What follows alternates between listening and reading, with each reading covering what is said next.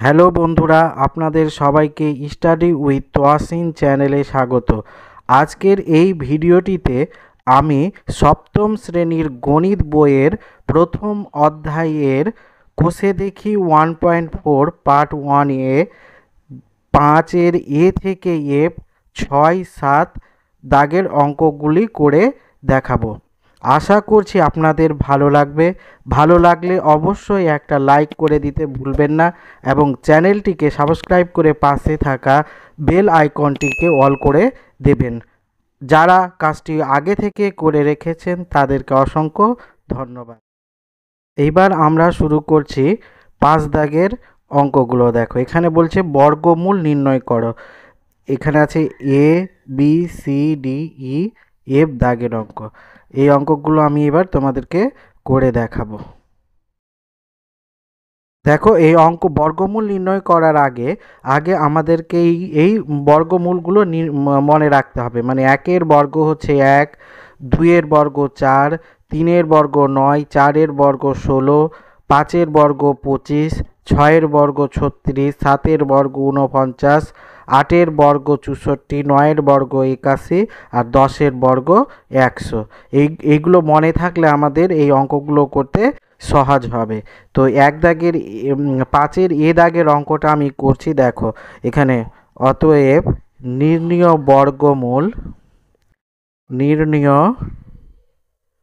বর্গমূল সমান এটা √5² ইন্টু 8² হয়ে যাবে।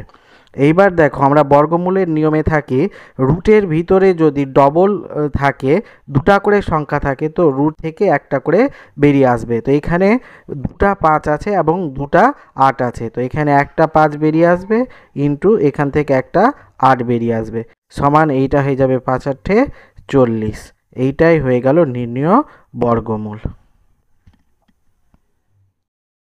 এইবার আমরা করব বি দাগের অঙ্কটা। দেখো, বি দাগের অঙ্কটা কি বলেছে, এখানে বলেছে 4, 2, 2, 5।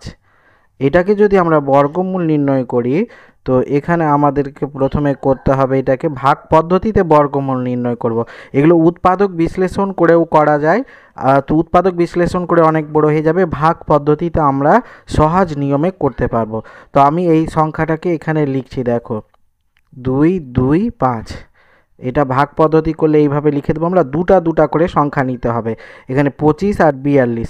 তো 42, দেখো এখানে 36, 6, 6, 36 আর 7, 7, 49, বেশি হয়ে যাচ্ছে, কিন্তু এখানে 42 আছে। তো আমরা কি নিব, 5-এর বর্গ নিব। তো এখানে 5 লিখব, এখানেও না, সরি 6-এর বর্গ হবে। এখানেও 6 হবে, এখানেও 6 হবে। তো এখানে 6, 6, 36। এবার 36কে আমরা বিয়োগ করব। 12 থেকে 6 বাদ মানে 6, হাতে থাকলো 1, মিলে গেল 0। এইবার এখান থেকে আমরা এইটা ডবল করব, 6-এর ডবল 12। দেখো, এটা 6 কম হয়ে যাচ্ছে, 12টা বেশি, তো এখানে উপর থেকে দুটা সংখ্যা এখানে নেমে যাবে। তো এইবার দেখো, এখানে এইটা মনে মনে যদি বাদ দিয়ে দিই, তো 5 বারং 60, 5 বারে আমাদের মিলে যাচ্ছে। তো আমরা দেখি 12কে 5 দিয়ে আর এখানে 5 দিয়ে গুণ করতে হবে। তো 5, 5, 25, 2, 5 × 10 = 11, 12-র 2 হাতে থাকলো 1, 5-একে 5 আর 1-এ 6, এটা 5 দিয়ে মিলে গেল। তো এখানেও 5 হবে, এখানেও 5 হবে, আর এখানে 625। অতএব নির্ণীয় বর্গমূল আমরা কত পেলাম, নির্ণীয় বর্গমূল সমান আমরা পেলাম 65। এইটাই হয়ে গেল অ্যান্সার। এবার দেখো, আমরা তারপরে সি দাগের অঙ্কটা করব। সি দাগের অঙ্কটা কত আছে, 10609। এটার যদি আমরা বর্গমূল করি, তো এখানে 10609। এবার এটা ভাগ পদ্ধতিতে আমরা বর্গমূল করব। এখানকার দুটা নিলাম, এখানকার দুটা, আর এখানে 0, 1, দুটা। তো এখানে প্রথমে দেখছি 1 আছে, তো এটা 1 বাড়িয়ে যাবে, এখানে 1। এবার 1 বিয়োগ করলে কত হবে, 0 নামবে, আর এটা 6 নামবে। আর 1-এর ডবল কত, 2। তো এখানে 6 হচ্ছে, এখানে 3 যদি নিই তো বড় হয়ে যাবে। তো এখানে যখন যায় না তো এখানে 0 নিয়ে আমরা এখানেও 0 নিব। আর এই দুটা সংখ্যাকে আমরা একসঙ্গে নামিয়ে দেব। এবার দেখো এখানে একটা যদি বাদ দিয়ে দিই আমরা, তো 20 চলে 3 20 60, 3 বারে আমাদের মিলে যাচ্ছে। তো 20 3 ইন্টু 3, 3 3 9, 0 3 দুনে 6, দেখো মিলে গেল 3 দিয়ে। তো এখানেও হবে 3, এখানেও হবে 3, আর এখানে হবে 6 0 9। অতএব নির্ণীয় বর্গমূল আমরা কত পেলাম?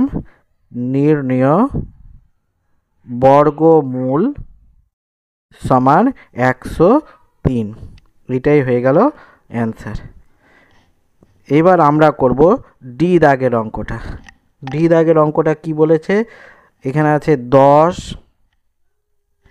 8 2 4 1। এটার যদি আমরা ভাগ পদ্ধতিতে বর্গমূল নির্ণয় করি তো এখানে আমরা আগে লিখব 10 82 41। এবার দুটা দুটা করে অক্ষর সংখ্যা যদি নিই আমরা, তো এখানে 41 82 10, তো 10, তো এটা হচ্ছে 3-এর বর্গ হবে, 3 3 9। 10 থেকে 9 বাদ 1, হাতে থাকলে 1 1 1 মিলে গেল 0। এবার এখানে উপর থেকে দুটা রাশি নামাবো আমরা। আর 3-এর ডবল হচ্ছে 6, 6 6 6 দুনে 12, 3 6 18, 3 দিয়ে যদি করি আমরা তো 3 3 9, 3 6 18, বেশি হয়ে যাচ্ছে, তো 2 দিয়ে যাবে। এটা কত দিয়ে যাবে? 2 দিয়ে যাবে।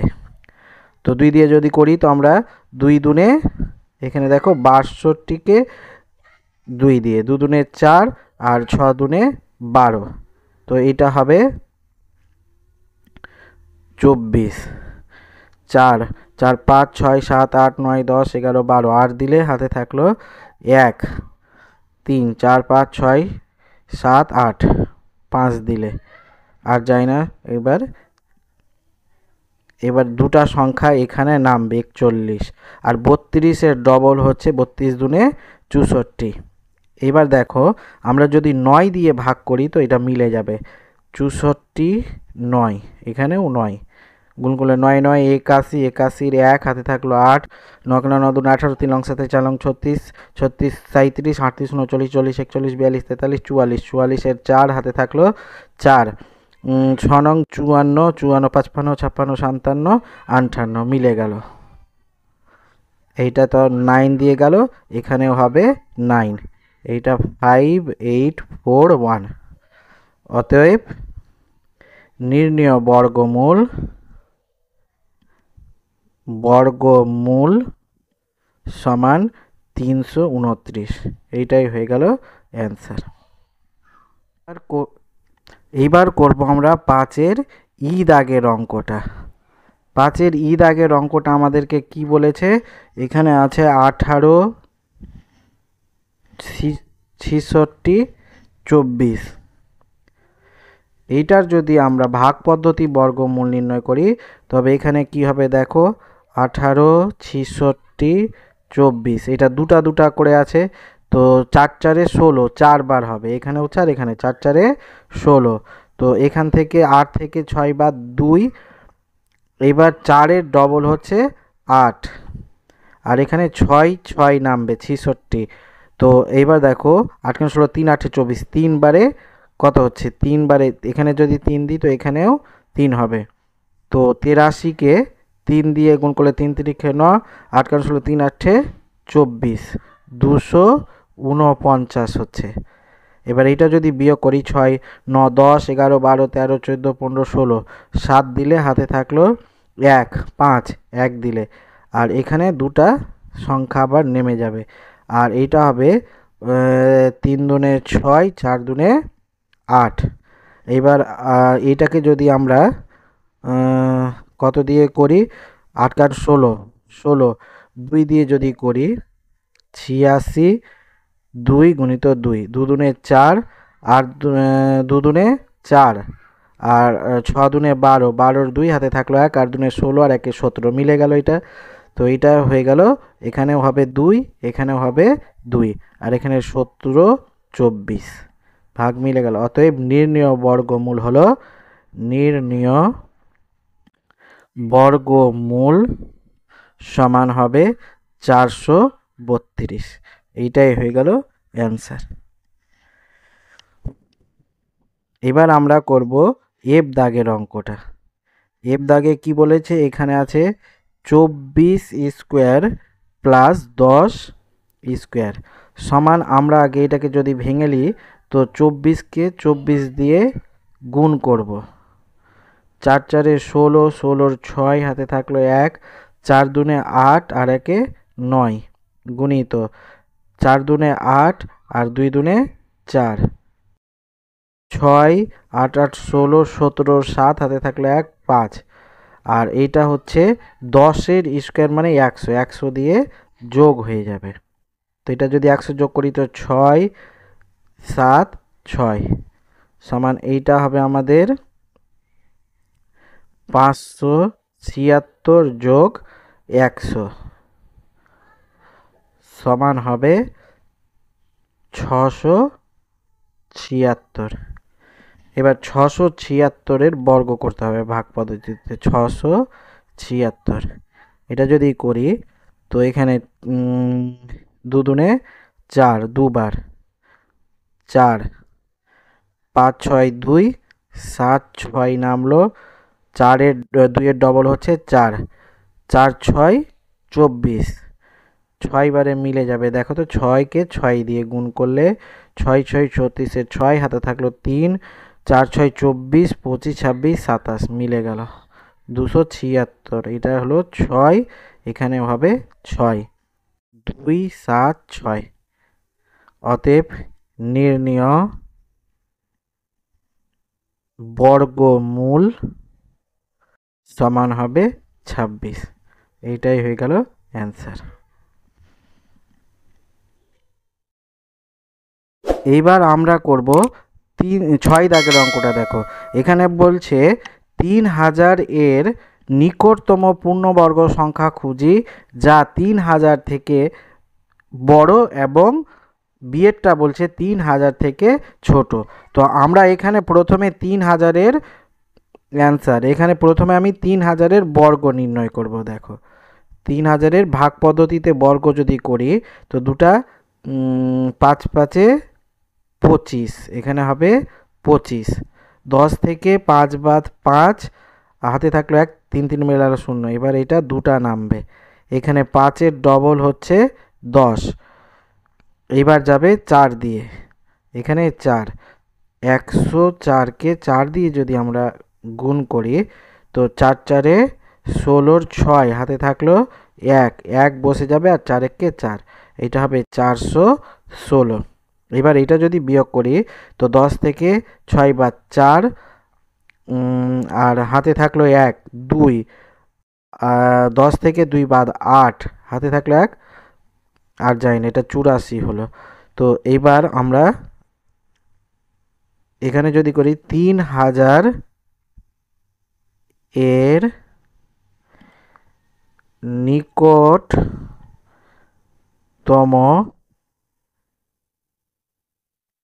পূর্ণবর্গ সংখ্যা হবে সমান 3000 বিয়োগ 84। ভাগশেষটাকে আমরা বিয়োগ করে দিব।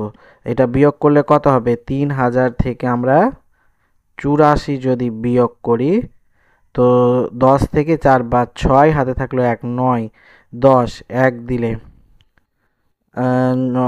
9 10 1 দিলে হাতে থাকলো 1 9 দিলে আর এটা 2, এটা হবে 29 16।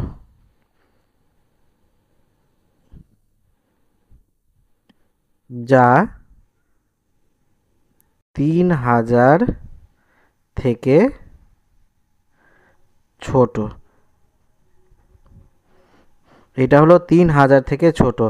আর এইটা হচ্ছে নিশ্চয়ই এইটা হবে এই 54 বর্গ। এবার 54 পরের বর্গটা হচ্ছে 55, 55 স্কোয়ার সমান 55 গুণিত 55। এবার যদি আমরা 55-কে 55 দিয়ে গুণ করি তো কি হয় দেখি, এখানে 5 5-এ 25-এর 5 হাতে থাকলো 2, 5 5-এ 25 26 27 গুণিত 5 7 2, 5 7 5 12 2 হাতে থাকলো 1 8 9 10 0 হাতে থাকলো 1 এইটা হবে 30 25 এটা পূর্ণ বর্গ সংখ্যা যা 3000 থেকে বড়। এটাই হয়ে গেল অ্যান্সার। এইবার আমরা করব 7 দাগের অঙ্কটা। বলছে 95 45 থেকে কোন ক্ষুদ্রতম ধনাত্মক পূর্ণ সংখ্যা বিয়োগ করলে বিয়োগফল একটি পূর্ণবর্গ সংখ্যা হবে, হিসাব করে লিখি। তো এইটার অ্যান্সার হবে, প্রথমে আমরা 95 45-এর বর্গ নির্ণয় করব ভাগ পদ্ধতিতে। তো এটা হলো দুটা করে ধরি, যদি 9 9 81 9 বার, এখানেও 9 81, 5 থেকে একবার 4, আর 9 থেকে 8 বাদ, তো এখানে হবে 1 14, আর এটা দুটা সংখ্যা নেমে গেল। এবার 9-এর ডবল হচ্ছে 18।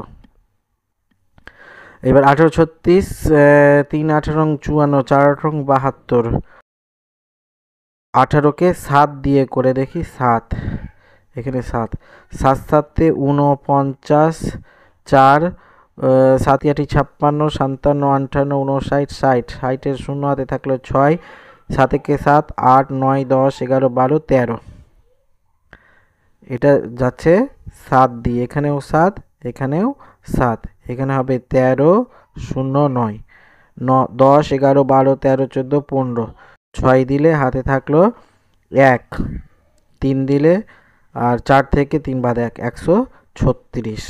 তো আমরা এখানে এইটা বর্গ নির্ণয় করতে গিয়ে 136 ভাগশেষ পেলাম।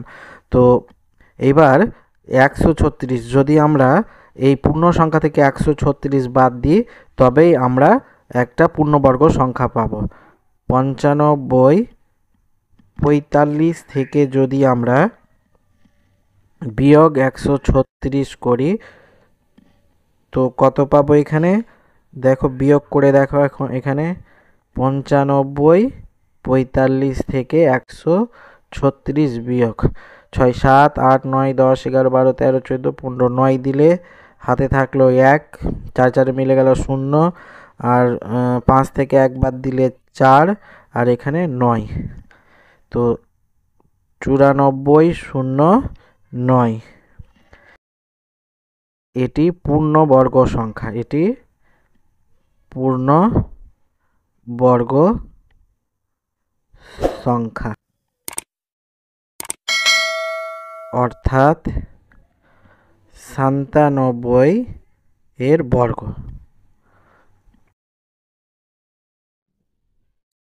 97কে 97 দিয়ে যদি আমরা গুণ করি, তো এখানে দেখো কি পাচ্ছি, 7 7 49-এর 9 হাতে থাকলো 4, 7 9 63 64 65 66 67 67 গুণিত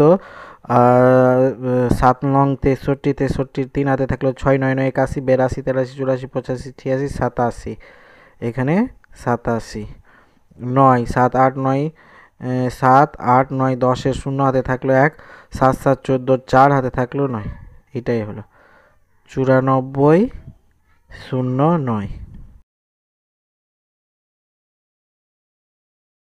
অতএব এবার আমাদেরকে কি বলছে, এত থেকে কোন ক্ষুদ্রতম ধনাত্মক পূর্ণ সংখ্যা বিয়োগ করলে বিয়োগফল একটি পূর্ণবর্গ সংখ্যা হবে।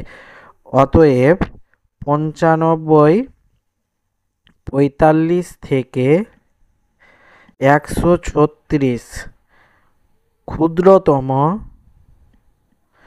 ধনাত্মক পূর্ণ সংখ্যা বিয়োগ করলে